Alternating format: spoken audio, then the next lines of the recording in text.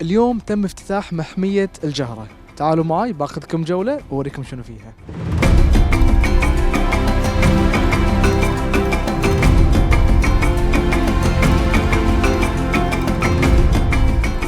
واحدة من الأشياء اللي لفتت انتباهي هالبحيرة الكبيرة اللي ما شاء الله معبية المكان، وتقدر تدش لها من كل مدخل، يعني بكل زاوية بالمحمية نفسها ممكن تدش لها بمدخل، فشيء وايد حلو صراحة يعني.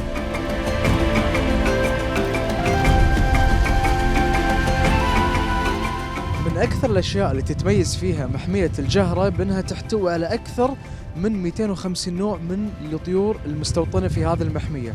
بنفس الوقت تعتبر مثل ترانزيت حق الطيور المهاجرة اللي تهاجر من مكان لمكان، وبعض الطيور المهاجرة هذه تتم وتستوطن في محمية الجهرة. طبعا ناهيكم عن الأنواع المختلفة من الطيور البرية والبحرية. وراي في فلامينغو من محمية الجهرة.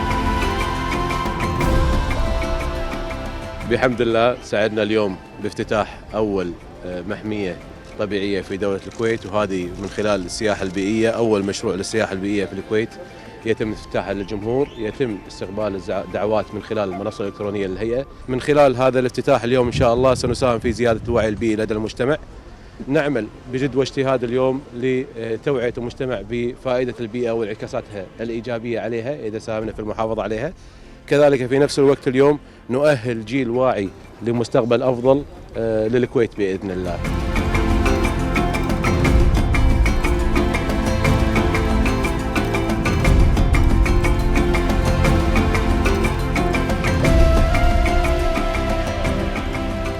محمية الجهرة سموها بالاسم لأن هي تقع بشرق مدينة الجهرة وبأقصى غرب جون الكويت. طبعا محمية الجهرة تحتوي على مجموعة كبيرة من النباتات، وفيها نوع من النبات يتحمل الملوحة العالية، لأن في بعض النباتات تكون موجودة صوب البحر.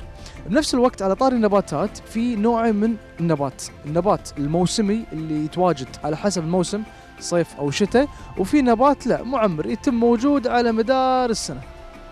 شوف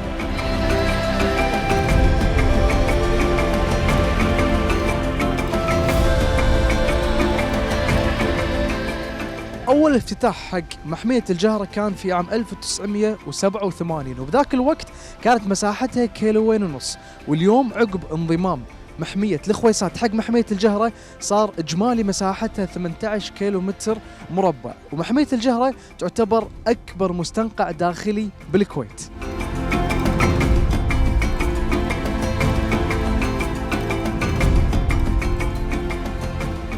محمية الجهرة تحتوي على أكثر من بركة، والبركة مثل ما قاعد تشوفون وراي حجمها صغير، مو البحيرة العودة، لا حجمها صغير.